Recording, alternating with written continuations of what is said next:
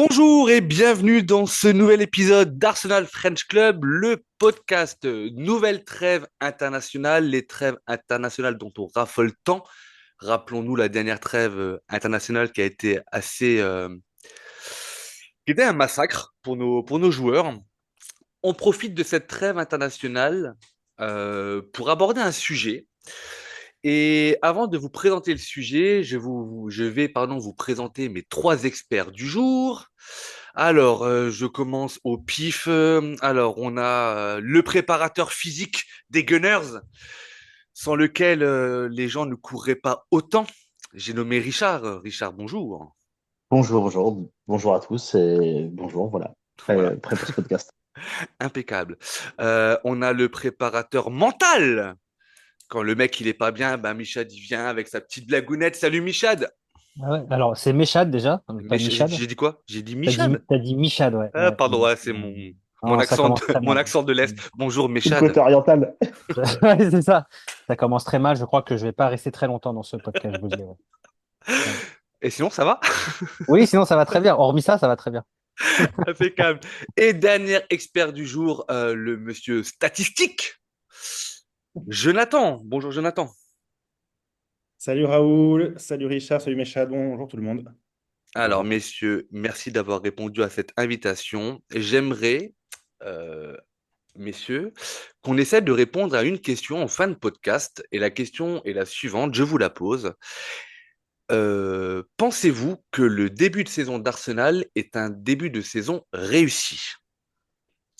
Et pour répondre à cette question, je vous propose d'aborder plusieurs aspects du début de saison, que ce soit au niveau de la qualité du jeu, au niveau de la qualité comptable, au niveau de la qualité intrinsèque de nos joueurs, du mercato, etc. Et pour cela, j'ai pris l'option de comparer notre début de saison au début de saison de la saison passée, 2023-2024, puisque vous allez comprendre très rapidement pourquoi il y a énormément de similitudes. Avant de vous laisser... alors, on va faire ça comme on avait fait la dernière fois et on reviendra sur nos... On avait fait ça, je vous l'avais proposé pour le podcast sur le mercato. Était-il réussi, oui ou non? Je vous avais demandé, pour ceux qui avaient participé, une note en début de podcast et je vous avais demandé de revoir votre note éventuellement en fin de podcast. Donc, je vais faire la même chose avec vous, messieurs. Dans un premier temps, estimez-vous, là, à froid, avant de lancer les débats, que le début de saison, dans sa globalité, est réussi pour nos Gunners? Bon, tu poses la question à qui? Bah, Bah vous oui, trois, bah, prenez des décisions, messieurs. on est stress. Allez, Jonathan, Allez, si tu allez. veux, ah bah vas-y, Bah, Jonathan. Alors moi je vais dire oui, mais ce La note, on podcast va veut. être n'importe quoi, je vous préviens. Pardon, ouais, Jonathan. pour moi c'est oui, mais parce Ok. que on a enfin, il y a du statistique et il y a le non statistique, donc Déjà, il y a une réponse nuancée, j'aime ça. une réponse. Riri! Moi, je dirais un... Allez, je vais être gentil, un 6,5. Ok. Au-dessus de la moyenne, donc peut mieux faire, Oui, mais quand même. voilà, encourageant. Et Et moi, du coup? Eh ben, moi, j'allais dire exactement comme Jonathan, mais globalement, on est assez d'accord à chaque fois parce que en fait, il y a deux manières d'analyser le début de saison. De fait, c'est compliqué pour moi de donner une note précise. Et je ne sais pas pourquoi on a perdu Raoul sur cette phrase, mais si je devais donner une note, du coup, ce serait 5. Voilà. mec qui se mouille pas. Pourquoi je rigole? Qu'est-ce que tu étais en train de faire quand tu as pris la parole? Qu'est-ce que tu avais en main, Méchal? Ah oui, pardon, excusez-moi. Je peux pas le dire. Oui, bah, oui, non, si, je peux le dire, j'ai une pince à épiler qui me permet d'enlever mes poils indésirables sur mes oreilles. Voilà. C'est bah, c'est pas incroyable, hein. Je Non, suis non, un mais homme qui a des poils et voilà. Je sais pas si vous, ça vous arrive vous, d'enlever vos poils un peu comme ça? jamais devant la caméra. Ah, jamais devant la caméra. Ouais, bah, alors c'est la famille maintenant. J'ai plus de gel, moi. Le voyage à Milan va être exceptionnel, messieurs, je vous Ah, bien l'annonce. sûr, bien sûr, bien sûr. Ok, Mm. alors avec un peu plus de sérieux, pardon, j'en pleure. Euh, oui, pardon. Donc, je vous disais que j'avais pris l'option de comparer ce début de saison avec le début de saison de l'année dernière, puisque nous avons disputé 7 matchs depuis le début de la saison. Faut-il les renommer? On peut. On a joué Wolverhampton à domicile, on s'est déplacé à Villa, on a reçu Brighton, on s'est déplacé à Tottenham, on est allé à City, on a reçu Leicester et on a reçu Southampton. Pour un bilan de 5 victoires, 2 nuls, 0 défaite, 15 buts marqués, 6 buts encaissés, soit un goal average pardon, de plus 9. Et on a fait 3 clean sheets. Dans le même temps, l'année dernière, c'est pas très français ça. En comparaison, l'année dernière, on avait disputé 7 matchs. Les adversaires n'étaient pas forcément les mêmes. On avait Nottingham Forest, Crystal Palace, Fulham, Man U, Everton, Tottenham et Bournemouth. Pour le même bilan, 5 victoires, 2 nuls, 0 défaite, 15 buts marqués, 6 buts encaissés, forcément, le même goal average, plus 9, et 4 clean sheets. On connaît tous comment s'est terminé la saison dernière, sur une finale lors de la dernière journée. Finale un petit peu tronquée, mais finale quand même. Donc, est-ce qu'il serait réducteur de dire que on est sur un début de saison de champion ou vice-champion? Non, non, pour le coup, c'est un début de changement. Alors, je sais pas si non, pour le coup, c'est vraiment un début. Excusez-moi, je suis désolé. C'est vraiment un début de saison de champion et c'est ce qui fait que le propos pour ma part est nuancé. C'est que d'un point de vue purement comptable et par rapport à l'approche des matchs, tu l'as dit, on n'a pas perdu depuis le début de la saison, donc c'est difficile à partir de là de dire que le début de saison est raté, d'autant qu'on a joué contre Tottenham, on gagne, on a joué contre City, on fait match nul. Donc en fait, en tout cas sur le début de saison en Première Ligue, d'un point de vue purement comptable, pour le coup, le début de saison, il est réussi. On est troisième à un point du leader qui est Liverpool. Bon, Mais avec les ambitions qu'on a, il y a certains détails qui auraient pu exactement. être Exactement. mieux gérés. Exactement. Mais c'est pour ça que je ne parle que de l'aspect comptable. Et si on ne regarde pas les matchs et qu'on regarde le classement, les stats, oui, Arsenal, de ce point-là, de ce côté-là, fait un bon début de saison. Et j'ai déjà vu des commentaires où j'ai entendu des gens dire que Arsenal jouait très bien ou que Arsenal faisait une des meilleures saisons de son histoire. Bon, bah, c'est des gens qui ne connaissent ni Arsenal ni la Première Ligue et qui ne regardent surtout pas les matchs du club. Donc voilà. Mais pour répondre à ta première question, oui, c'est un début de saison de champion. Ouais. Ou du Richard moins de Pour ma part. prétendants, ou du moins de ou prétendants au Jonathan? titre. Ou de prétendants au titre. Ouais, exactement. Non, ouais, je pense, voilà, ça a été dit. Quand tu regardes les chiffres, oui, le début de saison, tu peux prétendre au titre. Après, moi, j'aime pas parler de titre déjà à cette époque-là, parce que pour moi, c'est beaucoup trop tôt. Il y a trop de choses qui peuvent encore Oh là intervenir. là, Ouais, mais qu'est-ce qu'il Il y a est Richard, des diff- lourd. T'es Ah, lourd, mais Richard, t'es tu dis ça parce que lourd. je suis gros. on Ok. commence, Oh, le lourd, de quoi, on joue la relégation, nous? on commence la saison en disant qu'on joue le Non, alors, titre, de toute non, façon. Donc, oui, alors, de toute façon, t'es obligé, quand tu t'appelles Arsenal, surtout maintenant, depuis 2 3 ans, t'es obligé de jouer le titre. Ça, je suis d'accord. Donc là, c'est sûr qu'on est juste derrière Liverpool. On est encore invaincu. Bon, même s'il y a énormément de choses qui sont à revoir, c'est pour ça que j'ai dit 6,5, parce que pour moi, il y a encore beaucoup de choses à revoir, mais notre début de saison est bien parti comptablement, si on veut. Après, il y a des petits détails qu'on va revenir, je pense. ah, bien entendu, c'est pour ça que j'avais besoin d'être encadré d'experts. On est effectivement un point derrière Liverpool, et paradoxalement, Liverpool a déjà perdu un match. Ouais. Comme quoi, des fois, faut-il mieux pas pousser pour aller chercher la victoire, parce qu'on se rend compte que le match nul, c'est pas forcément, surtout en PL, c'est pas forcément quelque chose qui peut Oui, être après, très, après, après, il y a très des avantageux. matchs nuls, c'est pas non plus, enfin, il n'y a pas que le coefficient joueur, il y a aussi le coefficient arbitre qui arrive dans le match nul. Ça peut être compliqué. Je suis Ouais, mais ça, c'est un des aspects sur lesquels je vais revenir un peu plus tard avec vous. C'est le côté discipline. Discipline slash fair play. Jonathan, je crois que je t'ai déjà également entendu sur le sujet, donc sur la partie, oui, c'est un parcours de champion. Euh, Est-ce que si on devait faire, si vous deviez faire des devoirs, messieurs, une colonne plus, une colonne moins, etc., est-ce que vous pourriez me dire ce qui vous plaît depuis le début de la saison et aussi ce qui vous déplaît? Qu'est-ce qui vous donne envie de croire au titre par rapport à ce que vous avez vu, par rapport à l'année précédente, mais aussi à l'évolution sur les 3 dernières années, puisqu'on a fait deuxième en 2022-2023, deuxième en 2023-2024, et que l'on vise le titre. Donc, qu'est-ce qui vous donne de l'espoir, on va dire, dans la course au titre? Et qu'est-ce qui vous inquiète un peu plus, ou en tout cas, les sujets sur lesquels il va falloir absolument travailler si on veut parvenir à nos fins. Je pense que les matchs de City et Brighton sont des très bons exemples parce que dans ces deux matchs, tu as ce qu'on est content de voir et ce qu'on n'est pas content de voir.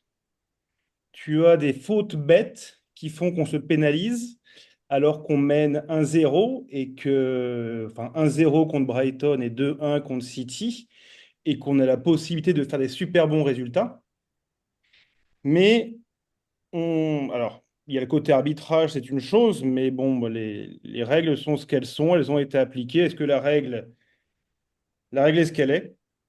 Et on se fait pénaliser, enfin, on prend des cartons rouges sur deux cartons jaunes, sur des fautes complètement évitables. Je veux dire, c'est pas comme si on avait un joueur qui partait en contre-attaque à la 90e minute et qu'un de nos joueurs fait une faute technique pour éviter ça. Non, c'est pas des situations où on était en difficulté.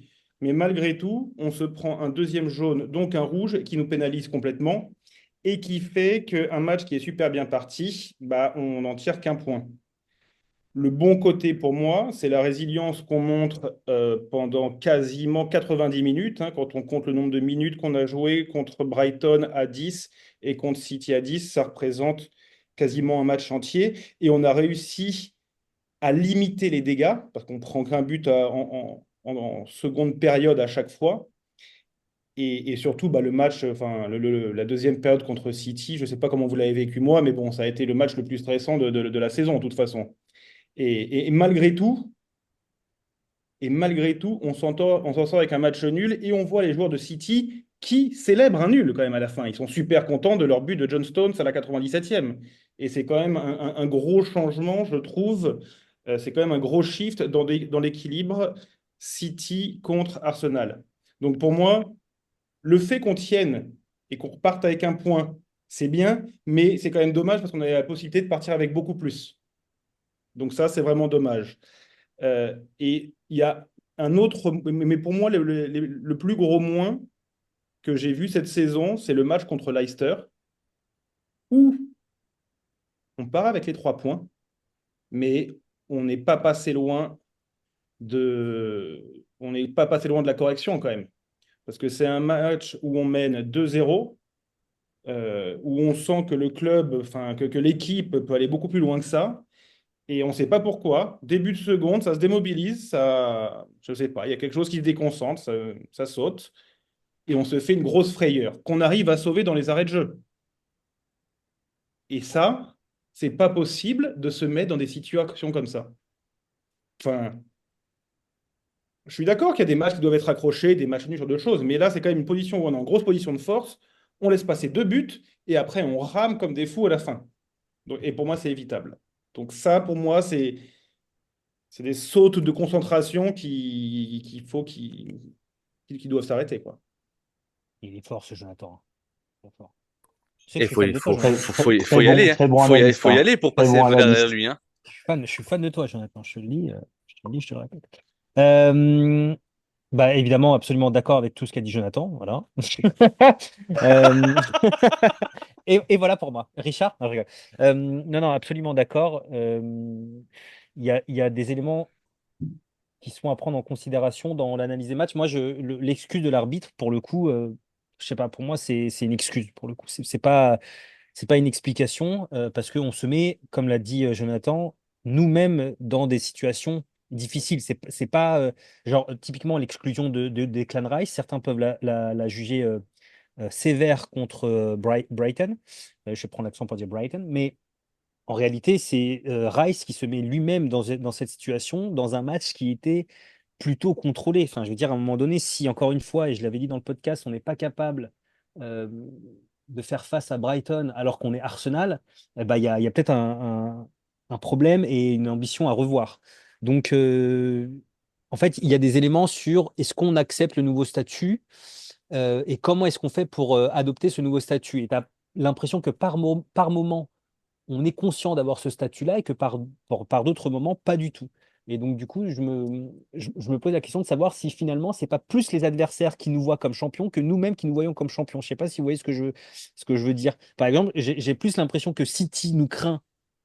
Enfin, j'ai l'impression que City nous craint plus que ce que l'on est capable de faire, en fait, typiquement. Voilà, des fois, c'est un peu l'impression que j'ai. Après, pour répondre à la question de base sur quels sont les plus et quels sont les moins, et je dirais que les plus, il y en a trois. Déjà, c'est que défensivement, on est peut-être un peu moins serein que l'année dernière, mais globalement, ça reste quand même très solide, je trouve. Et que la paire Saliba-Gabriel, franchement, je vois pas mieux en Europe. En tout cas, pas beaucoup mieux, s'il y a mieux. Ça, c'est la première chose. Et enfin, non, et la deuxième chose, oui, je vais y arriver, c'est en fait trois joueurs que je voulais mettre en avant qui, sur ce début de saison, quand même brillent et portent l'équipe, il faut le dire. La première, c'est Bukayo Saka, parce que statistiquement, on ne peut pas lui reprocher grand-chose, même s'il a des absences et même si pendant les matchs, il est par moments très frustrant. Il faut dire quand même que bah, c'est lui le déclencheur, c'est lui qui débloque, c'est lui qui centre, c'est lui qui marque et que il est pour le coup, encore une fois, d'un point de vue purement statistique, sur une saison de top player. La deuxième, c'est Kai Havertz, qui se révèle être le leader d'attaque, le buteur providentiel et qui lui aussi est on le voit quand il est un peu moins bien, bah, l'équipe joue un peu moins bien, et quand il est mieux, bah, l'équipe bizarrement va beaucoup mieux. Et puis le troisième, même si ça me saoule de le dire et que je suis énervé de le dire, mais c'est vrai que Raya, depuis le début de saison, a fait ses matchs. Je sais, je sais, ça me saoule, mais Raya, depuis le début de saison, a fait ses matchs et que s'il avait fait l'année dernière le même début de saison qu'il a fait cette année, peut-être que l'année dernière, on aurait eu plus de points. Donc voilà, pour moi, c'est les deux plus. Et c'était les moins ta question, et je fais très vite, après je laisse la parole à Richard. Ouais, les plus et ce qui te fait croire qu'on peut aller chercher le titre de ce que tu as aimé depuis le début de la saison et Ouais, les moins. ce qui t'inquiète un peu plus, on va dire. Et les moins, comme l'année dernière, je trouve qu'on a toujours les mêmes problèmes au niveau de la créativité, au niveau des mouvements, au niveau du jeu, en fait, tout simplement. Et que dès que l'adversaire hausse le niveau ou que physiquement ça commence à devenir très compliqué, je trouve qu'on est sans armes, en fait.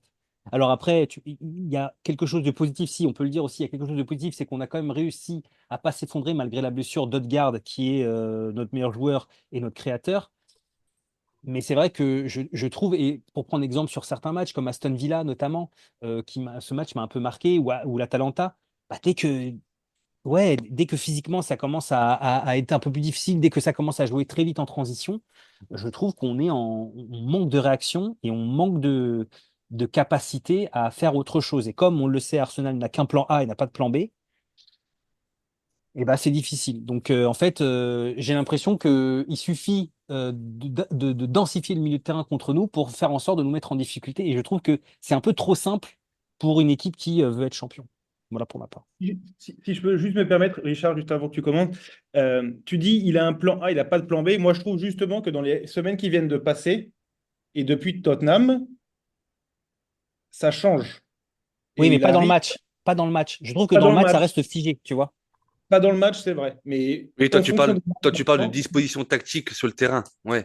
Oui, et de façon d'approcher un match aussi, quoi. Et de se... Mais Charles, je pense que tu voulais dire plutôt dans l'animation offensive, qu'est-ce qu'on fait du ballon quand on a le ballon et quand on a Exactement, l'adversaire. exactement. Voilà. Exactement. Et dans le match, quand il voit que son plan ne fonctionne pas, en fait, il va pas redisposer son effectif, Mm. il va pas réimaginer quelque chose.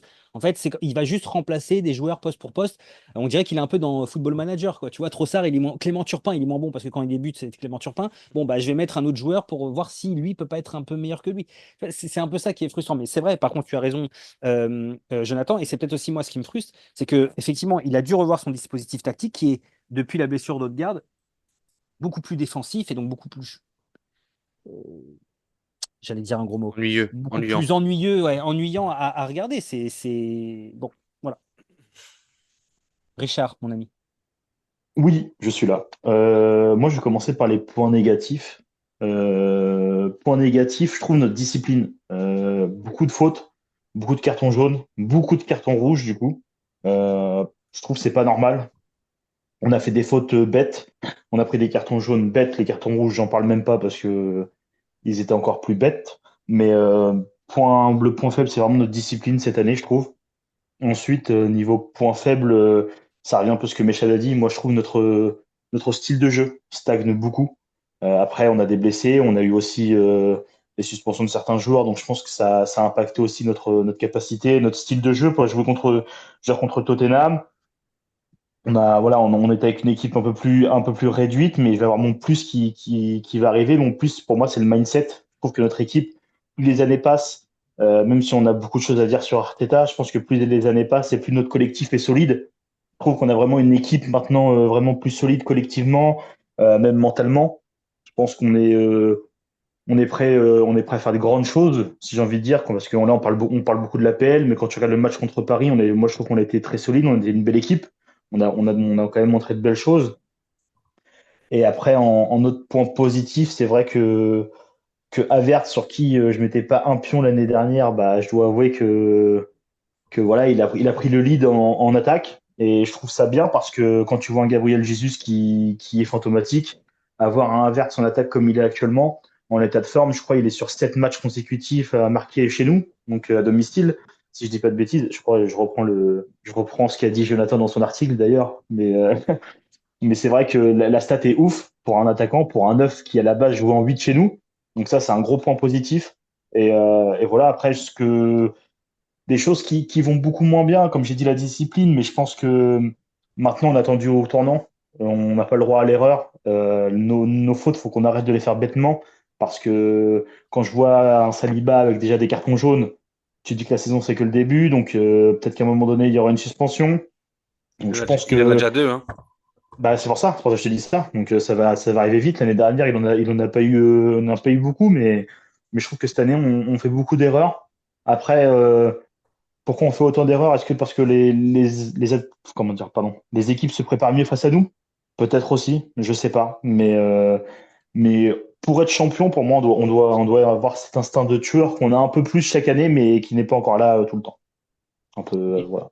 Ouais. Et d'ailleurs, dans les points plus, je me permets juste 30 secondes dans les points plus, joueurs dont on n'a pas, que j'ai pas, enfin, que j'ai évoqué très brièvement, mais c'est vrai que Saliba, j'ai entendu l'année dernière certains dire qu'il était peut-être ou sûrement sur régime.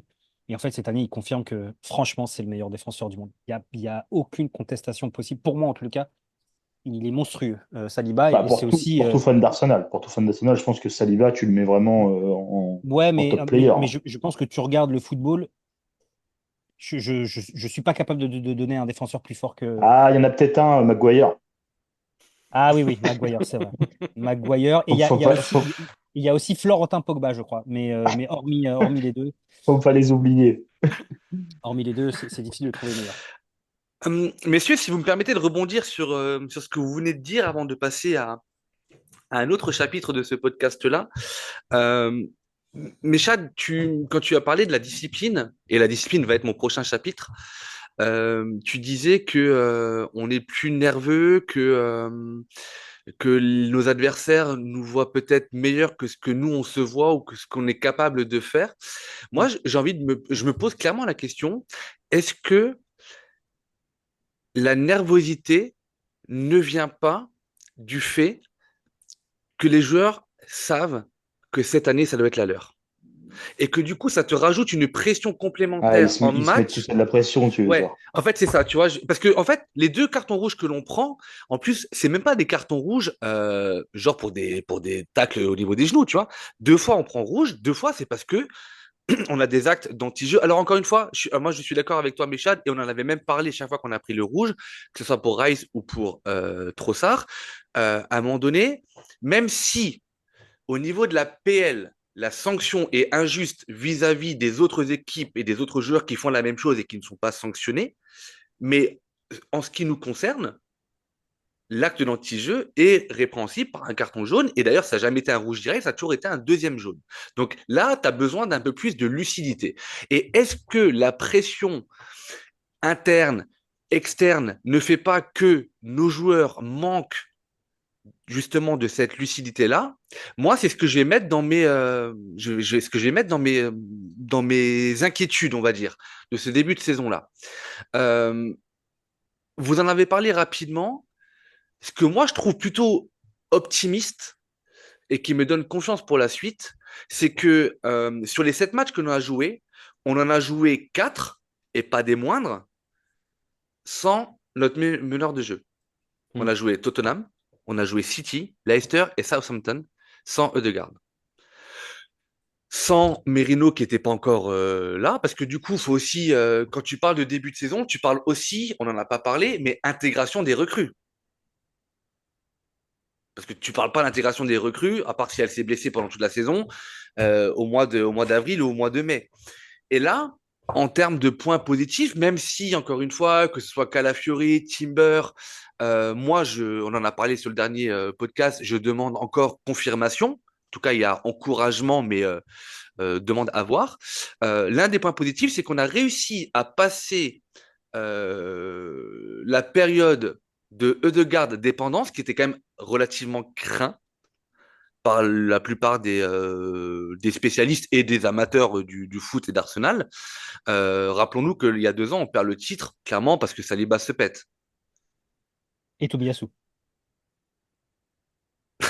Oui, Non, c'est vrai. oui, mais C'est vrai. Saliba surtout, pardon, Oui, mais oui, ça lui Saliba, va oui, surtout, oui, mais bien sûr. le fait qu'on n'ait pas d'arrière droit et qu'on soit obligé de mettre Holding en défense centrale, c'est ce qui nous a coûté.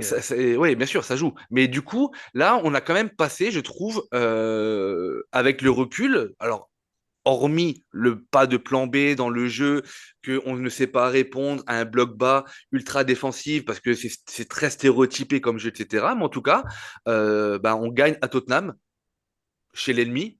C'est pas non plus un truc qui est très facile à faire, même si on remonte la pente. On fait Depuis 2-2 à quelques, 6. depuis quelques années, c'est quand même très facile à faire, hein. On va pas se... Ouais, bon, on a quand même pris des culottés aussi là-bas, hein, à un moment donné, hein. Je plaisante. On fait nul à Évidemment. City dans un match où on mène à la mi-temps et sans ce carton rouge. J'aurais bien aimé voir, sachant qu'on a encore des occasions en fin de match. Ouais. Et après, Leicester et Southampton, effectivement, où on prend des buts, mais encore une fois, on avait en face de nous des blocs bas et on a mis la décision a mis du temps à venir. Donc ça, c'est vraiment pour moi mon côté positif, l'intégration des recrues et la Ødegaard dépendance qui, en tout cas, je l'espère, puisqu'il a repris la course dans cette super machine là. Donc je pense que Ødegaard, à mon avis, dans les 15 jours qui viennent, on va rapidement le revoir. Mais c'est là où tu vois, au Raoul, où on a bien fait de garder Smith Rowe pour le remplacer, parce que vraiment, depuis que Smith Rowe joue titulaire, c'est fou, ça va très très vite. On a le nez chez nous, on a le nez, Depuis. on a le pif.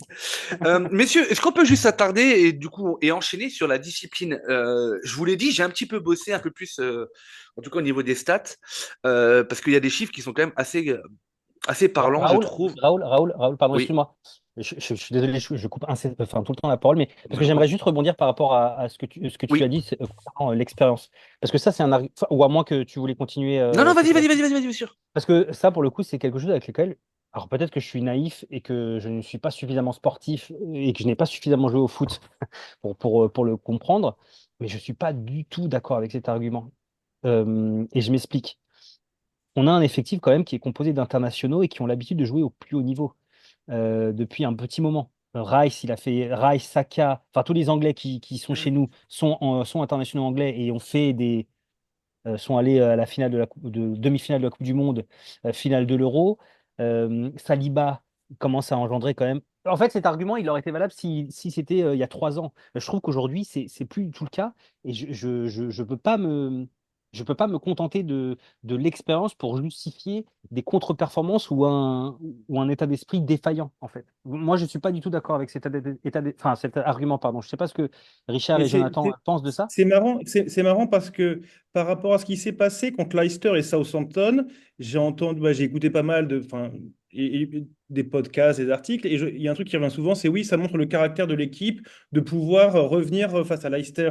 Mais Enfin, pour moi, on prend le problème à l'envers.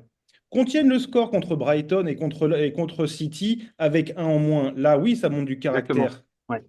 Mais contre Leicester et Southampton, non.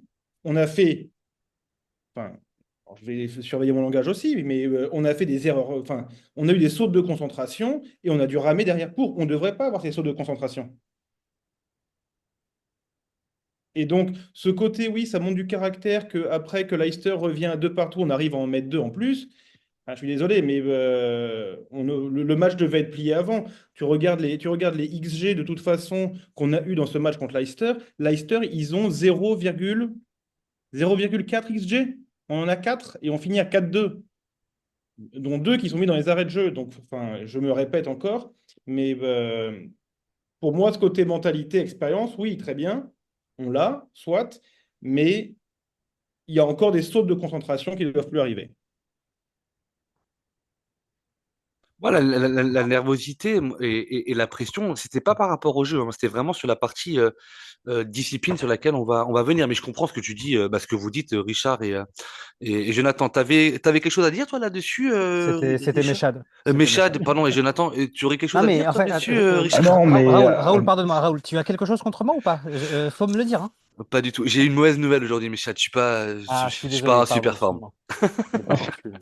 Désolé. non, bah non, c'est ce qui a été dit est vrai. Le match de Leicester, on passe pas loin de la faute professionnelle, hein, faut quand même se le dire.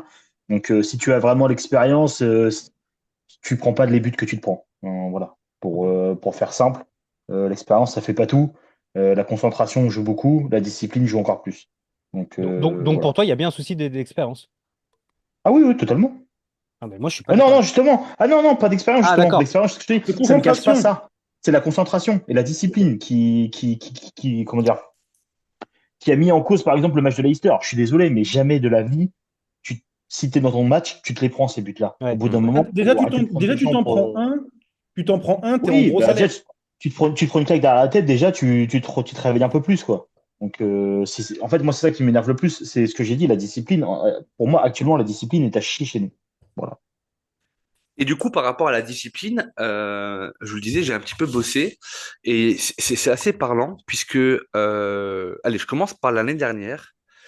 L'année dernière, on avait pris au même stade, au bout de 7 matchs, 11 cartons jaunes, un carton rouge.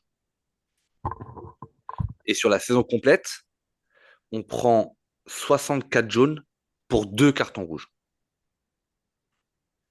Cette année, même nombre de matchs, 21 cartons jaunes, 2 cartons rouges. C'est-à-dire qu'on a déjà atteint, entre guillemets, le même nombre de cartons rouges que l'année dernière, et sans être au tiers de la saison, on a déjà le tiers de cartons jaunes. Donc, on ne peut pas dire, parce que je veux dire, Calafiori, Saka, Rezus, Ødegaard, Gabriel, Rice, 3 jaunes, dont celui-là avec le rouge.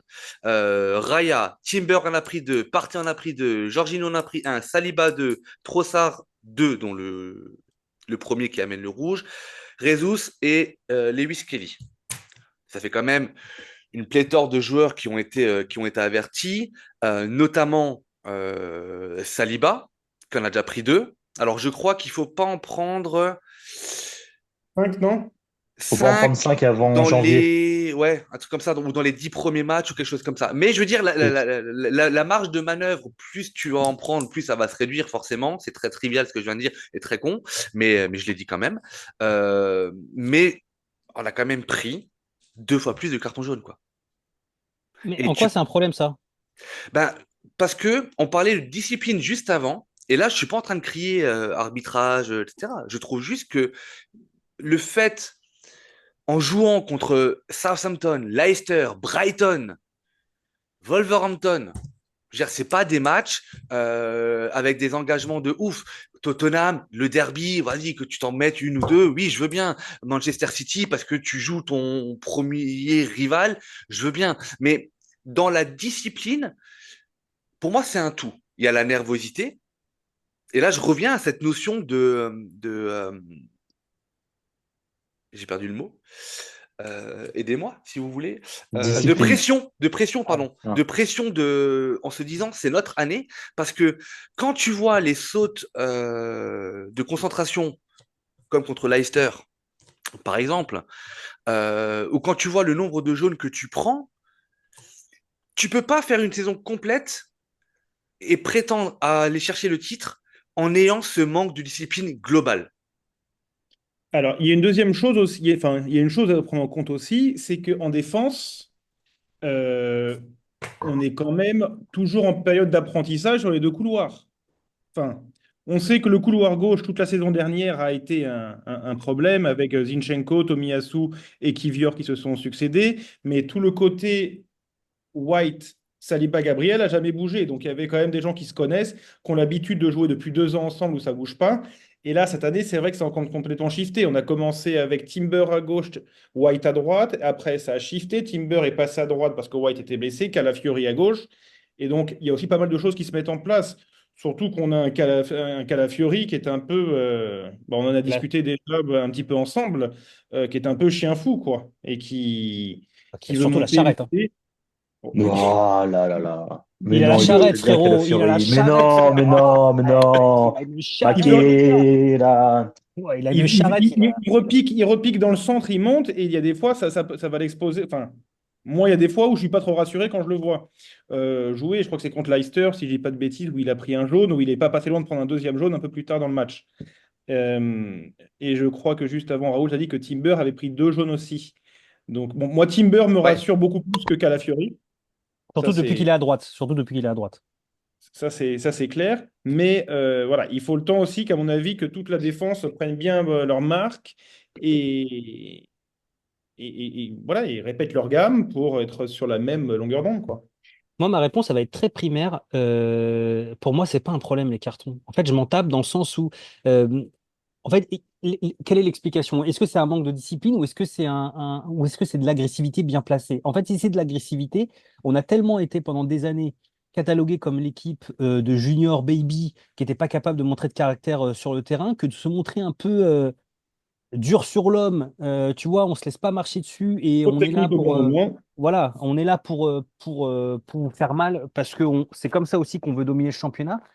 Ok, tu vois. Par contre, là où c'est problématique, c'est quand on prend des cartons dus à des faits de jeu qui sont de notre fait parce qu'on a mentalement lâché le match. Et encore une fois, je reprends l'exemple de Declan Rice qui fait son truc de nul là contre Brighton. Ça, enfin, clairement, il est coupable lui-même de son exclusion.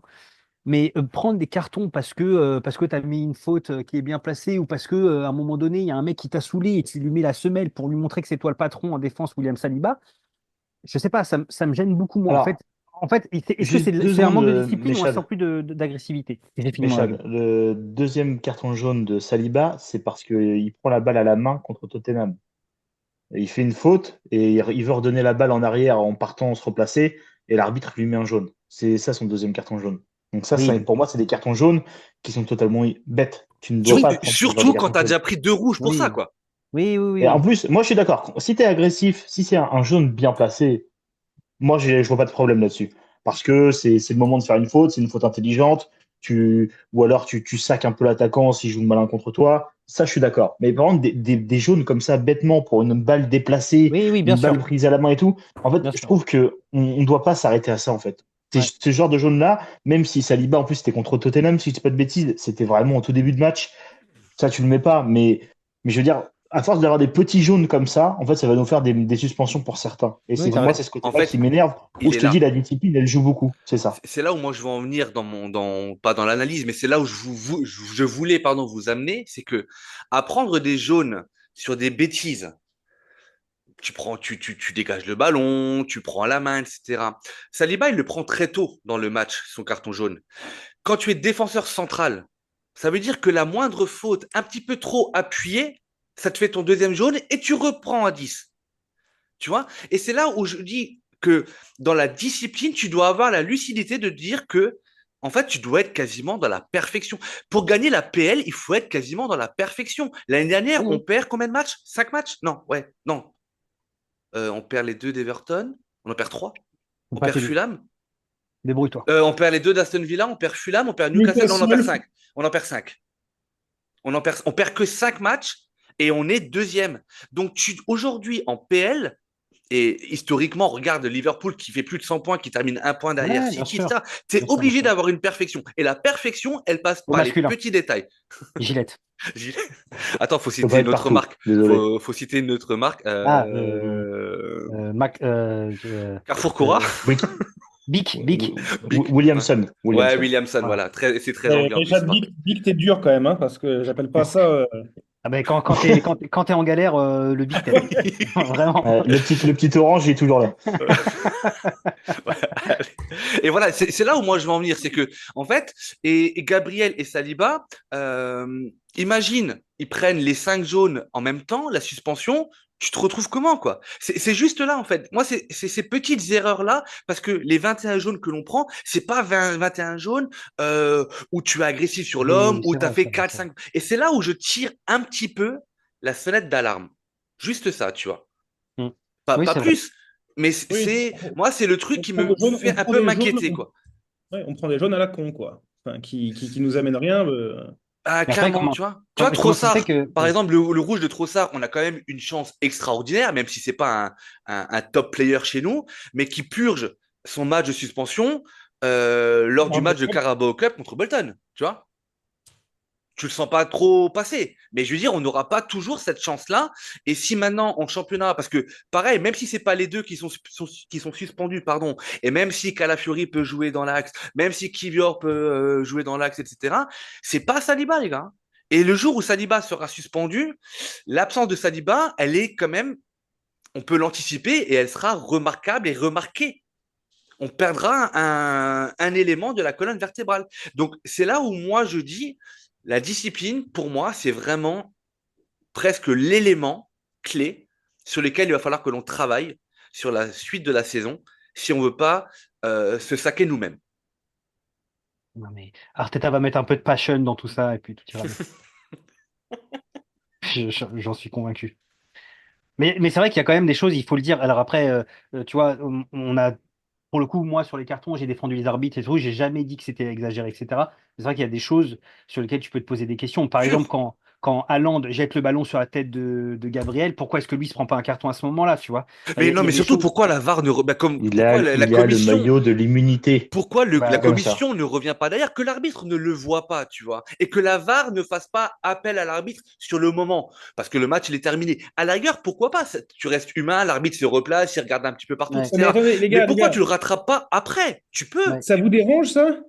Bah, clairement, oui. Non, non, Bah, non, mais enfin, Et enfin, quand, Oh et quand, non, et quand, non. bah, et quand il y a Ben White qui essaye d'enlever les gants de Vicario la saison dernière, ça te ouais, dérangeait? c'était le scratch. C'était le Ah, scratch. ça va, ça fait non, non, mais non, partie non, non, non, mais non, non, mais je suis d'accord, mais c'est juste que d'un il y a gros choc. il y a des décisions qui ont été, enfin, des cartons que l'on a pris sur, bah, typiquement le Rice contre Brighton.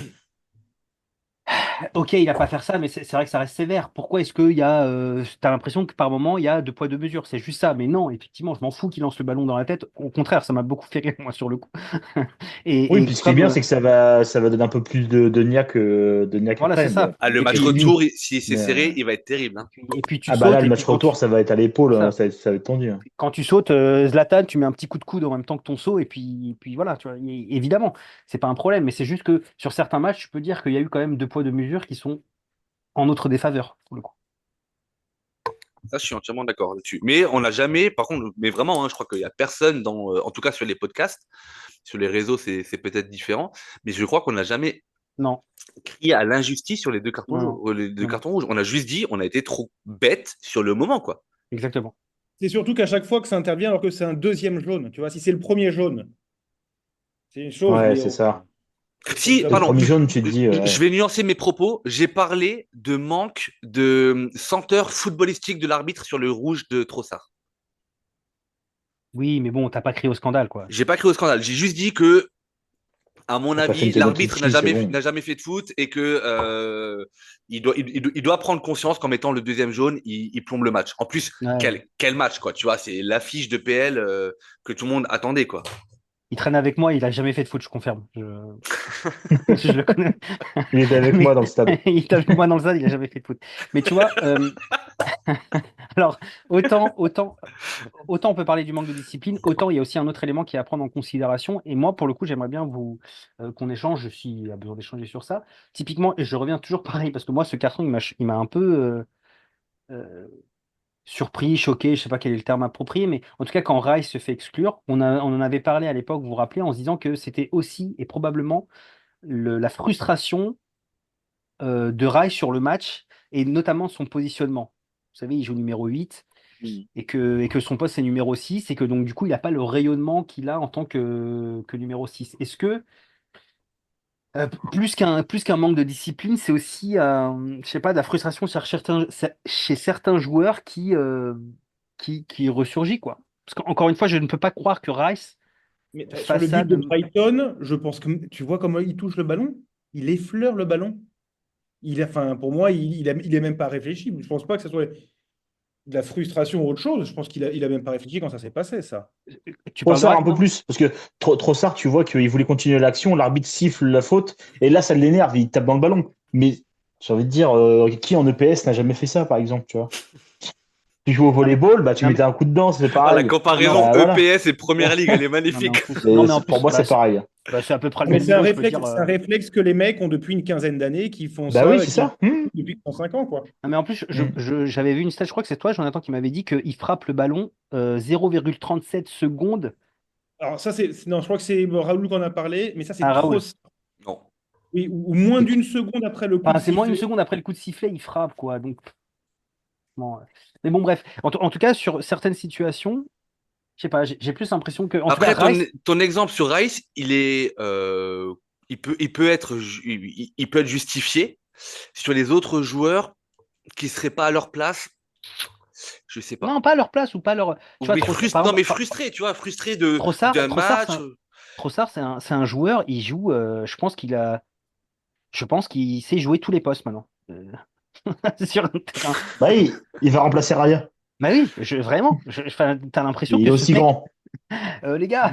Ah, d'ailleurs, en parlant de Raya, Méchal, si tu as des menaces dont t'oses pas nous parler parce qu'on taille trop Raya, tu nous le dis, hein, parce que toi, ton introduction où tu le mets dans le top 3, Non, mais il faut reconnaître que quand même, depuis le début de saison, il a level up. Il a Il levé a pris son son niveau. rôle, il a pris son rôle de Voilà. numéro un. il est Voilà. déjà soulagé Faut... depuis avoir la comparaison avec Ramsdale déjà. Faut Oui, avouer. oui, Après, oui. il a toujours des grandes mains et des grands gants surtout. Peut-être qu'il a Euh, changé Visible. depuis. et non, il n'a Hein. pas changé. Et d'ailleurs, il a un code promo chez Disneyland, donc vous pouvez retrouver ses gants chez Disney. Ouais, je les ai pas vus, hein. J'étais à Disney, je les ai pas vus. Ah ouais? Bah t'es pas allé au bon rayon. T'es pas allé au bon rayon.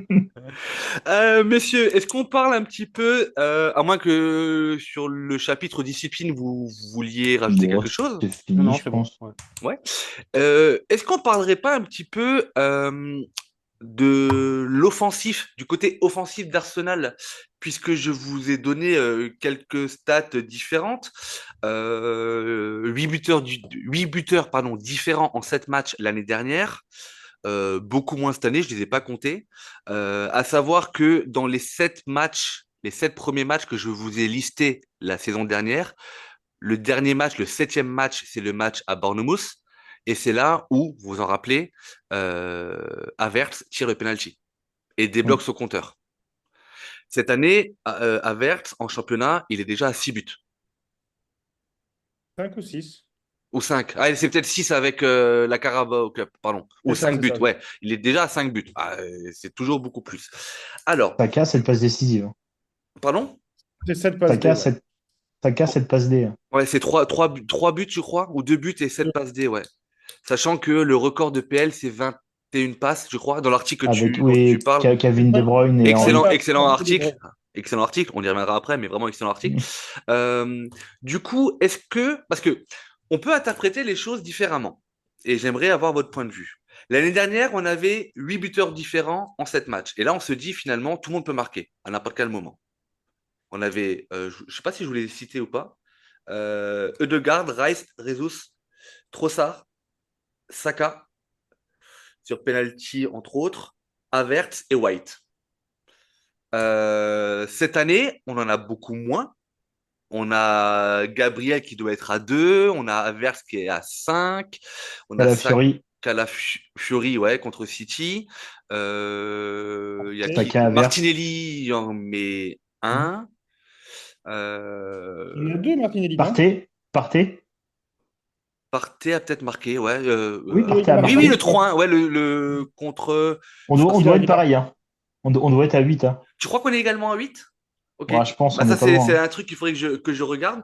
Euh, Est-ce que le fait d'avoir un vrai buteur identifié qu'on n'avait pas encore la saison passée, je pense qu'on sera tous d'accord, est-ce que c'est un plus? Est-ce que ça cache quelque chose? Est-ce qu'il peut y avoir une averse dépendance en cas de blessure, de suspension ou que sais-je? Vous en pensez quoi, vous, de ce début de saison offensif? je pense que c'est très Bah, bien d'avoir un neuf qui score. C'est c'est très son bien rôle, quoi. voilà, d'avoir un neuf. On a attendu ce neuf-là quand même depuis pas mal de temps, quoi. Voilà, t'as Martinelli qui commence à revenir petit à petit, à augmenter le niveau petit à petit. Saka, c'est vrai qu'il met plus de passes D, qui met de buts, mais bon, ça va. Odegaard, qui a quand même joué que 3 matchs de Première Ligue cette saison, qui va revenir là. Et non, moi, enfin, vaut mieux que ça se passe dans ce sens-là, qu'on soit toujours à se poser la même question que l'année dernière. Ouais, parce que Non, l'année puis ce qui est dernière, bien, c'est on a surtout de nouvelles armes offensives. Je pense à Havertz qui a pris son rôle de neuf à cœur. Mais quand tu vois un Saka qui est beaucoup plus passeur, c'est aussi intéressant d'avoir ce genre de profil. Sachant qu'on n'a pas Odegaard, on n'a pas un passeur vraiment pur comme Odegaard. Havertz dépendance, je pense que dans tous les cas, on est obligé de dépendre d'un neuf. C'est quand même quelqu'un qui est là pour marquer. Havertz est beaucoup plus à l'aise et maintenant on tente beaucoup plus et marque beaucoup plus, je trouve. Donc c'est vraiment intéressant, mais on a des nouvelles armes offensives qui sont arrivées et je pense que Martinelli, s'il retrouve sa forme qu'il a connue, ça va être même encore plus fort pour nous. Si Merino arrive à bien se mettre dans le jeu, ça peut être intéressant aussi. On a plein de choses en fait. Après, faut bien savoir, enfin, c'est comme jouer aux échecs, hein, faut mettre les bons coups au bon moment et puis voilà, tu vois que Saka il est déjà à 7 passes, tu te dis que s'il continue sur cette lancée-là, il peut aller loin, quoi. T'as pas parlé de Sterling, Richard? Ah non, jamais. Je connais pas ce joueur-là. Désolé. bah, c'est pourtant un très bon Inconnu, joueur de notre effectif, je in- comprends pas. inconnu au bataillon. Moi, je connais Sterling, qui est actuellement chez nous. Mais ouais. Ouais, bah, c'est pourtant un très bon joueur qui est chez nous. Ouais, je suis assez d'accord. Enfin, je vois pas quoi de rajouter de plus. Voilà. Superbe intervention, Raoul, hein. Tu noteras. Je te laisse enchaîner du coup derrière. Je suis en train de, putain, les gars, je suis en train de chercher le nombre de buteurs là. Je me suis dit, j'aurai un peu le temps, mais je crois que je les ai tous. On a Havertz, Saka, Trossard, Partey, Gabriel, Calafiori et Martinelli. 2, 4, 6, 7. Ouais. Ah, tu vois, on n'est pas loin. Ouais. Euh, Non, si on, offensivement, on est intéressant, hein, je pense, hein. bah, Je pense que offensivement, en fait, le problème qu'on avait là sur la création de jeu, je pense que c'est plus un peu plus au milieu, parce qu'on a un Rice qui est pas à son bon poste et tout, mais Parce que, offensivement, on a quand même de belles choses à faire. ouais, Et je Partey pense est un que problème. ce qui est très intéressant, c'est qu'on a déjà passé des gros matchs coup près, comme Tottenham, comme Villa, comme City, City, et qu'on n'a ouais. pas encore, et on l'a bien passé, alors Hmm. qu'on n'a pas encore eu notre meilleur 11 titulaire. Puis Et donc ça, on a aussi tapé Paris, on peut quand même le dire en Ligue des Champions. ouais, mais Paris, alors absolument, oui, il y a le absolument. nom, mais Paris s'est Paris. éclaté. Excuse-moi. Oh. Ah, mais vous parlez trop mal de toutes les équipes. Moi, je vous dis, on va se faire péter par une vieille équipe. Vous allez Non, non, voir. non, Paris, c'est très bien. C'est fait une victoire de prestige malgré tout. La Ligue des Champions, peu importe qui tu joues, il faut y aller, Mais faut non, jouer. mais bien sûr, mais je veux dire, après, c'est pas le Paris d'il y a 2, 3 ans, quoi. Oui, mais c'est quand même bien pour les joueurs de taper Paris. Bien sûr, oui, Tu oui, Oui, vois ce que je mais veux les dire? gars, je vous en supplie. Paris joue contre l'Atalanta, ils sont explosés contre l'Atalanta. Arrêtez, je vous en supplie. Oh. On verra. Non, mais sans déconner, faut arrêter. Ils sont nuls, ils sont pas bons. C'est la vérité. À un moment donné, Ouais, moi, je sais ils pas. sont Moi, je pas suis bons. content je Non, suis mais c'est content. bien. Non, mais évidemment, c'est bien. Et Jonathan l'a dit, c'est une victoire de prestige, évidemment. Mais les gars, le niveau affiché de Paris contre Arsenal, si on tape pas Paris, franchement, on arrête la Ligue des Champions. Faut arrêter là. même s'il y a eu quelques moments chauds, mais Paris n'était pas le grand Paris qu'on a pu connaître quelques années en arrière. Ce qu'on peut peut-être juste rajouter ou repréciser encore une fois, c'est que en parlant de l'aspect offensif, on met autant de buts que l'année dernière, on a quasiment le même nombre de buteurs, mais tout ça quasiment sans Ødegaard. Oui. Et on sait que Ødegaard, c'est quand même avec ça, il a quand même une patte magique, que en termes de passe D ou en termes de création, de décalage, il peut amener quelque chose de supplémentaire. Et donc du Puis ses coup, frappes aussi, ses frappes en dehors de la surface, hein, ouais, c'est quand vraiment un atout qu'on a en plus, hein. quand il Face à un frappe, ouais. bloc bas, les frappes de Degarde, moi je trouve ça intéressant, hein. Oui, mais Après, n'oubliez pas que Smith Rowe fait très bien le travail depuis qu'il est blessé et que donc du coup ça va beaucoup mieux. C'est vrai, c'est vrai. Bah Mon oui. petit Émile. Après, il y a une stat que j'ai pas regardée, c'était la proportion sur les 15 buts qu'on a marqués entre l'année dernière et cette année, la proportion de buts marqués sur coup de pied arrêté. On voit qu'on est toujours efficace sur coup de pied arrêté, mais j'ai l'impression que l'année dernière, c'était voire encore plus criant. Je sais pas si vous êtes d'accord avec moi. Peut-être que je me trompe, mais c'est Voilà. une Plus impression sur la que. fin de saison, moi je trouve. Sur la fin de Ok. saison, sur le coup de pied arrêté, on était vraiment euh, inarrêtable, hein, si on peut le dire. On était Mhm. vraiment craint sur les coups de pied pardon, sur les coups de pied arrêtés. Là, à part, oui, on en a marqué sur deux coups de pied arrêtés, je crois. Les deux buts de Gabriel, si je dis pas de bêtises. Surtout Mais qu'il fait 2 matchs d'affilée, quoi, et contre des ouais. gros, donc. Alors, je pense que c'est de mieux en mieux préparé et on arrive de mieux en mieux à le faire. Ça, c'est super intéressant, hein, d'avoir Mhm. des bons coureurs, des bons tireurs de corner, hein. Saka, en tireur de corner, au début, on mettait pas un sou dessus parce qu'il les mettait toujours à ras de terre. Mais depuis qu'il a appris à lever la balle, pour nous, c'est un bienfait, hein. Ouais. Ouais. Je préfère quand même quand c'est Rice qui les tire. Je trouve que c'est plus tendu, plus frappé. Mais Moi effectivement, aussi, ouais, moi aussi. Saka, j'ai l'impression que des fois, c'est ce qu'on appelle des louches. Mais que la balle, elle est Ouais, des louches, flottante, ouais. elle est pas forte, elle est pas. Ouais, ouais. Mais oui, mais en tout cas, c'est Saka qui est, en termes de coup de pied arrêté, c'est Saka qui est le plus décisif pour le moment face à Rice qui les tire de l'autre côté. Les Euh, gars, vous savez, je rigole sur Smith Rowe, mais vous avez vu ses stats depuis le début de la saison? ah, bah, il est en Oui, feu, oui, hein. elles sont affolantes. Ah, il est en Enfin, feu, bien sûr. affolante. Il a fait 7 matchs, 2 buts, Bah, une passe D. attends, bah oui, mais quand même, pour Smith Mais Rowe, que nous, on bah mettait de ouais, côté. bah ouais, bah Déjà, ouais. Moi, il a fait 7 matchs. ouais. Exactement, Cette exactement. statistique, cette Franchement, je De toute suis. façon, statistique-là, moi, j'ai annoncé, hein. J'ai annoncé, il marque contre Tottenham, mais je m'achète le maillot de Fulham avec Smith Rowe dans le dos. Et par contre, il était remplaçant face à City. Ça, c'était moins cool. Ouais. Ouais, Il commence à avoir une gêne. Non, mais je pense que c'était le coach qui a dû faire un choix, un choix beaucoup plus défensif. Messieurs, sur l'aspect défensif maintenant, 3 clean sheets cette année contre 4 clean sheets l'année dernière, avec des adversaires certes différents. Qu'est-ce qu'il y a, Michel? Pardon, parce que du coup, je regardais les stats de Eddie Nketiah, bah, il a 0 but. Depuis Lui, pour le coup, il est régulier. Pardon, excusez-moi. Mais- Oui, l'année dernière, il a déjà marqué, hein, je crois. Oui, oui, bah, Il a failli marquer sur son dernier match. Ah, bah super. failli. Bah, c'est ça le problème de Nketiah, c'est qu'à chaque fois, il est à deux doigts. Il a Il a failli. ça, il a Il a ça de failli. marqué. Sur l'aspect défensif, avec une défense qui, on le voit sur le dernier match, elle a changé à hauteur de 50%, puisque Calafiori et Timber sont venus remplacer Zinchenko et White. Est-ce que vous nous trouvez plus en difficulté que l'année dernière? Défensivement? De façon générale, ouais, dans le match, dans le nombre d'occasions concédées, dans. Est-ce que vous trouvez qu'on est en amélioration ou est-ce qu'au contraire, vous trouvez que le début de saison est un peu compliqué? Encore une fois, tu peux être moins bon défensivement et ne pas prendre de but parce que tu arrives toujours à avoir un pied qui traîne ou un truc comme ça. Est-ce qu'on vous semble toujours autant euh, dans la maîtrise, parce que l'année dernière, on était dans la maîtrise défensive, est-ce que cette année, vous avez toujours cette même sensation? Globalement, oui. Oui. Et je suis assez d'accord avec Jonathan quand il dit qu'il y a quand même une considération à prendre. Enfin, qu'il y a un élément à prendre en compte, c'est les latéraux qui cette année ont changé et qui donc du coup modifient un petit peu la sérénité défensive que l'on peut avoir. Et encore une fois aussi le placement de Rice qui n'aide pas Mhm. à ça. Parce que moi, alors je dis que Calafiori à la charrette, mais alors partait, il a 4 charrettes derrière lui. Donc effectivement, c'est un petit peu délicat.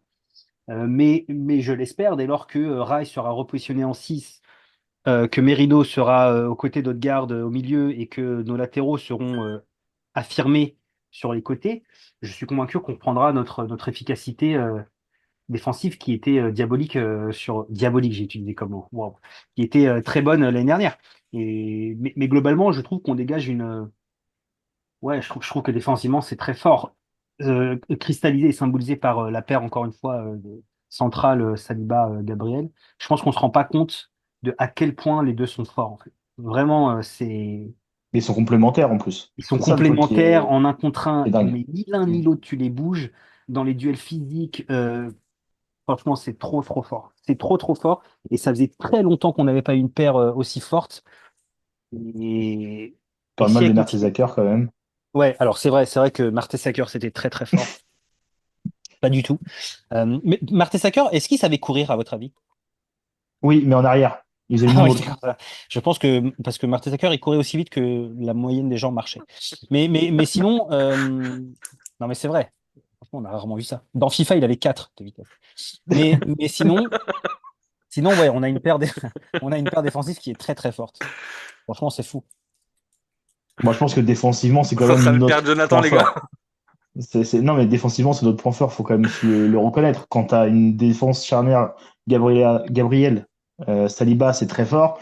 Ben White, je suis désolé de le dire, hein, mais pour moi, Ben White à Ouais, bien droite, sûr. je vois pas Bien qui tu sûr. mets, hein. Ben White, c'est un monstre. Après, là, on a à gauche, c'est toujours en chantier. Il faut toujours un petit côté chantier dans une équipe. Voilà, maintenant, il faut espérer que soit Calafiori, soit Timber prennent le rôle vraiment à cœur et le jouent vraiment bien. Et voilà, après, je pense que une fois ce côté gauche vraiment trouvé et une alchimie vraiment retrouvée avec un côté gauche qui peut jouer avec Martinelli et tout, ou avec Merino qui va arriver par la suite, ça peut être très intéressant et défensivement, on va être encore plus serein. Surtout qu'on a maintenant un gardien qui lui aussi, je pense, est beaucoup plus serein, a vraiment son rôle de numéro un. Et Hmm. voilà, maintenant il s'impose de plus en plus. Il va avoir de plus en plus la confiance des gars et c'est comme ça que ça se fait, hein. Ouais. Jonathan? Ah oui, oui, je suis tout à fait d'accord. Enfin, on voit qu'il y en a beaucoup qui commencent à enterrer White avec les performances de Timber à droite. Mais Je vais y non, non, venir, moi, ouais. j'attends avec impatience le retour de White. Pour moi, Timber est celui qui a la main entre Calafiori et lui pour l'instant. Je trouve que Timber fait beaucoup plus preuve de maturité, d'agression, mais d'agression bien placée. L'agressivité. Calafiori, oui, alors Calafiori, il- il fait des belles chevauchées, il fait monter la balle sur le chose, mais voilà, pour moi, il faut quand même que ton couloir soit protégé. Et à se projeter, projeter, projeter, projeter comme ça, je sais pas. Enfin, bon, peut-être que j'ai des mauvais souvenirs avec Zinchenko, ce qui se passait, mais Allez. moi, j'attends quand même enfin, j'ai hâte que White revienne, reprenne son couloir, Timber à gauche, et que Calafiori aussi soit intégré à la rotation, à la Arteta, quoi, de façon graduelle. Là, il a été un peu poussé par rapport aux blessures qu'il y a eu. On n'a pas eu trop le choix et on s'en est bien sorti, pas de souci. Néanmoins, ça demande un petit peu de raffinement, en tout cas. Ouais, alors, moi, je suis un peu plus mitigé que vous. Euh, Moi, je nous trouve moins sereins, notamment en défense centrale. Alors, je sais pas comment vous l'expliquer, mais en fait, j'ai l'impression que la doublette Saliba-Gabriel est moins performante parce que j'ai l'impression que Gabriel est moins performant que l'année dernière. Alors, on peut pas lui enlever son côté buteur sur corner, etc. Je dis pas qu'il doit sortir du 11, hein. Il est encore très bon, mais je le trouve un petit peu moins performant et je trouve que dans cette doublette-là, Saliba récupère quand même beaucoup d'erreurs de placement de Gabriel et vient en dernière lame pour le sauver. Et quand Saliba, il est tout seul, comme le dernier match où c'est Nico qui dit que il le met dans les flops parce que pour lui Saliba défend très très Hmm. mal.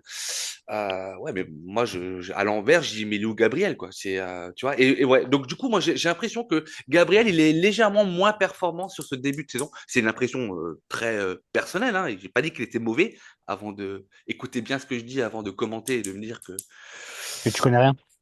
Ouais, mais non, mais après, je peux argumenter, j'ai pas de souci. Mais ouais, moi, j'ai cette senteur-là, messieurs, que Gabriel, il est à 90% de son niveau de l'année dernière. Et que ben, Saliba, heureusement qu'il est là parce qu'il rattrape pas mal d'erreurs. Euh, on arrive tout doucement sur la fin, messieurs. Donc, je vous le disais, nouvelle trêve internationale. C'est plutôt une bonne nouvelle pour nous parce qu'on a réussi. Bizarrement, tout le monde est malade.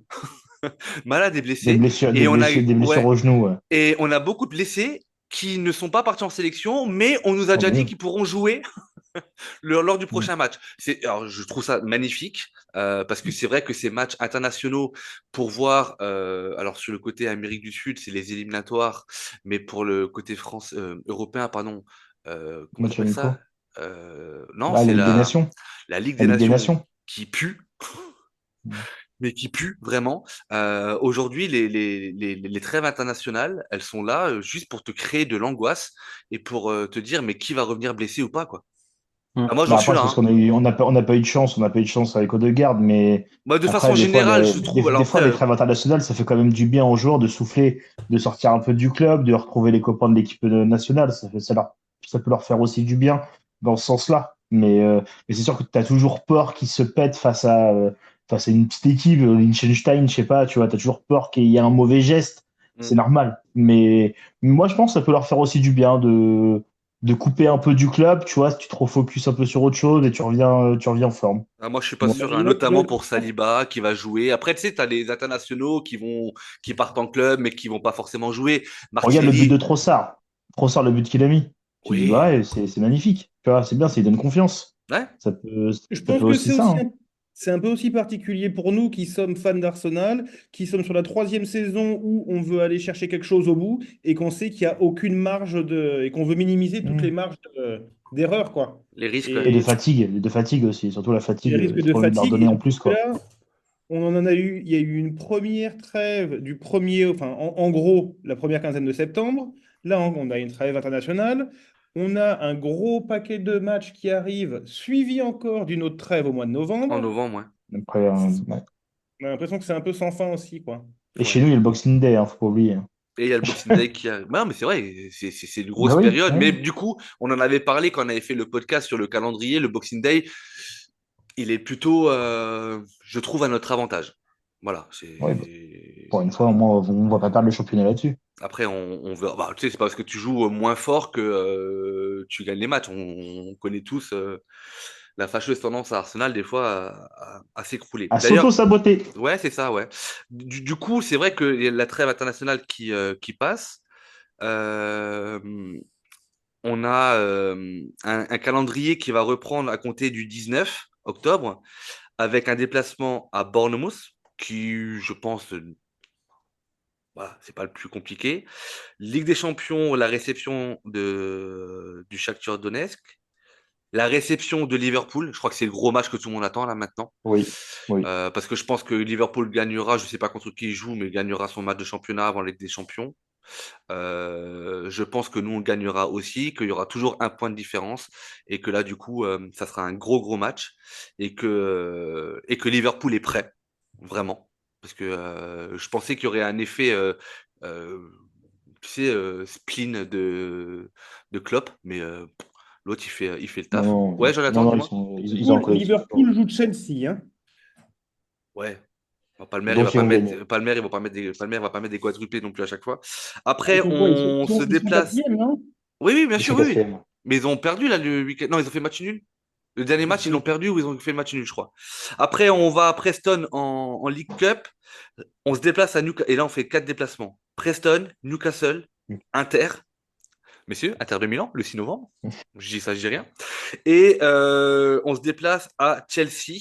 Et Chelsea, ça sera donc le quatrième déplacement consécutif avant une nouvelle trêve internationale de 2 semaines et avant la réception de Nottingham Forest.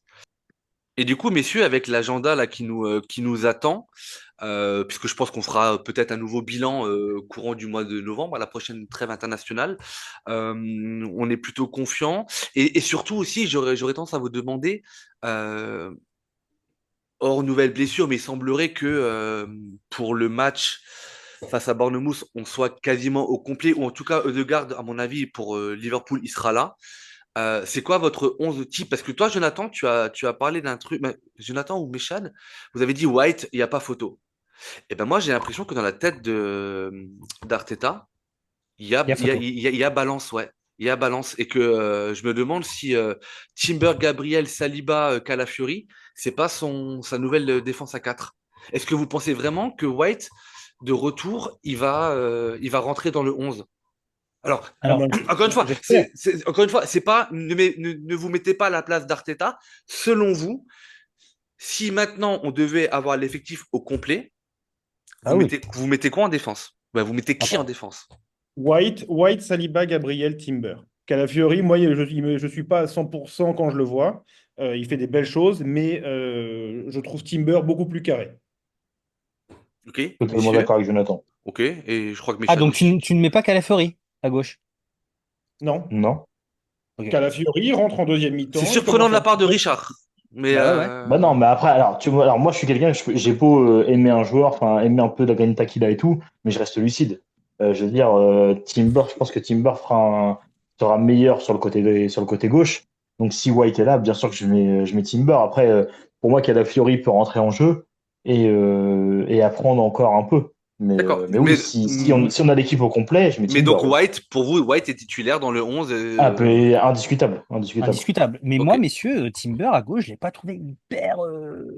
Je suis peut-être le seul, mais je l'ai pas trouvé hyper Bah, convaincant. le problème, c'est que moi, je n'aime pas quand il se met dans le rôle de Zinchenko à rentrer à chaque fois au milieu. Ouais. Mais par contre, s'il reste sur son aile, je suis là, par contre, Oui, je signe. oui, mais tout le Il monde. a, ce qu'il a bien fait à droite avec ses dédoublements avec Saka.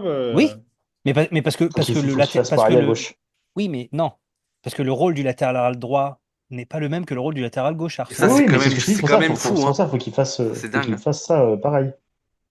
S'il arrive à Moi, faire les dédoublements avec Martinelli, parce que Martinelli, il est isolé, mais voilà. Mais si tu arrives à mettre quelqu'un qui arrive à dédoubler avec lui, Mais je pense que ça peut être autre chose. mais c'est c'est pas moi, qu'ils y arrivent pas, c'est que c'est pas la consigne d'Arteta. Oui, oui, après, c'est le et coach. c'est Oui. d'ailleurs c'est pour ça que dans les derniers podcasts, j'ai pas tenu compte de ce positionnement central du latéral gauche parce que c'est une consigne du coach et que tu peux pas Bah blâmer oui, un joueur s'il respecte les bah oui, consignes. Mais par contre, du coup, exactement. moi, Après, j'ai une Timber a autre beaucoup de question technique, hein, pour être entre catholique. Timber et Calafiori. Quel est, selon vous, le meilleur défensivement? Timber. Hum, ouais, Timber. je sais pas. Bah, Jonathan, Timber, je t'ai pas 100%. entendu, pardon. Ah, pour moi, c'est Timber. Ok, Bah oui. ok. Moi, j'aime beaucoup Calafiori dans le sens où il a un peu plus de niaque, je trouve, dans les duels. Impactant, ouais. Mais, ouais, mais Timber est vraiment bon aussi. Parce que Il a une charrette. Parce que moi, j'ai l'impression que, en fait, si on part du principe que White est titulaire sur le côté droit, moi, j'ai l'impression que le choix de Timber ou de Calafiori se fera en fonction de l'adversaire. Je m'explique. Pour ça, je vous ai demandé qui est le plus défensif. Parce que sur des équipes comme Bournemouth, où tu penses que tu vas avoir le ballon, je pense que l'association avec Martinelli, on va rechercher un latéral gauche qui va être capable de plus dédoubler, d'apporter plus un côté offensif. À l'inverse, quand tu vas jouer Liverpool, on va être plus sur une équipe un peu plus défensive. Vous voyez ce que je veux dire? Et du coup, si vous me dites que Timber est le meilleur défensivement, et moi je trouve que c'est celui qui dédouble le mieux avec Martinelli, ça veut dire que Timber, il est dans les deux cas de figure.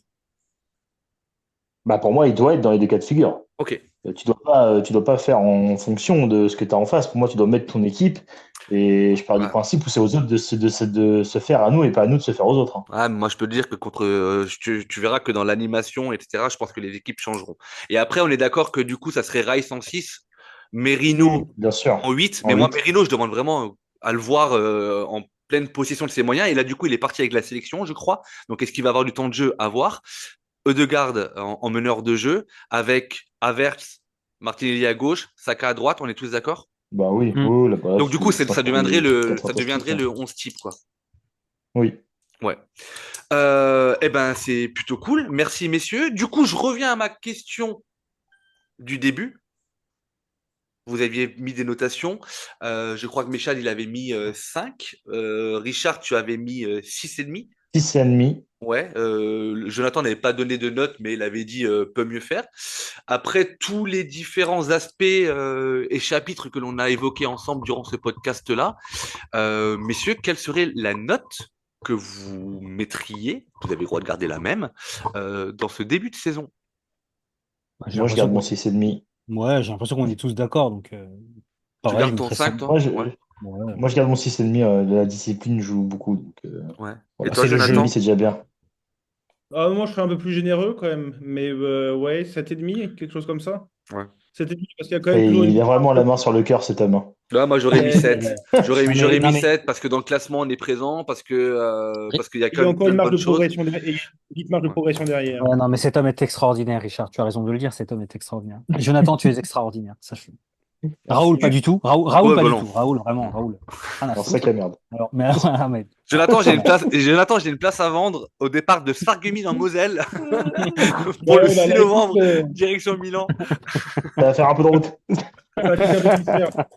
En tout cas, on parle de Jonathan et je tiens à dire que c'est son idée d'article qui est en ligne sur le site internet arsenalfrenchclub.com qui m'a donné l'envie de faire ce podcast-là et qui aborde, qui fait également un bilan de ce début de saison, mais sur un aspect un petit peu différent, un peu plus ciblé sur la tactique, un peu plus ciblé sur certains joueurs et que je vous invite à aller, à aller lire parce que c'est toujours très très très intéressant. Il me reste à vous remercier, inviter nos auditeurs comme toujours à nous suivre, à continuer à nous suivre, à nous envoyer plein de force, à commenter. Il y a de plus en plus de commentaires sur YouTube et sur les plateformes de podcast. Et franchement, je crois qu'on répond à tous les commentaires, qu'ils soient positifs ou un petit peu moins. Donc n'hésitez pas à continuer à donner votre avis, que ce soit sur le podcast ou que ce soit pardon, sur le début de saison d'Arsenal, Facebook, X, Instagram et d'aller écouter, encore une fois, je l'ai dit avant, bah, je l'ai mis en story hier, c'est la trêve internationale, donc si vous avez du retard sur certains podcasts, n'hésitez pas à aller les entendre, les écouter, Ou les pardon, plutôt, réentendre. Ou les ou réentendre. les réentendre, bien entendu. Jonathan, je te souhaite une bonne nuit, parce que là, il est quoi? Ouais, il est 1 heure, là, ça y est, 1 heure passée chez toi? Ouais, 1 heure du matin, donc bonne nuit. Messieurs, bonne soirée, merci de votre participation. Je vous embrasse très fort et puis à très bientôt pour un prochain podcast. Merci beaucoup, bonne Salut. soirée. Bye, bye bye. Ciao, ciao.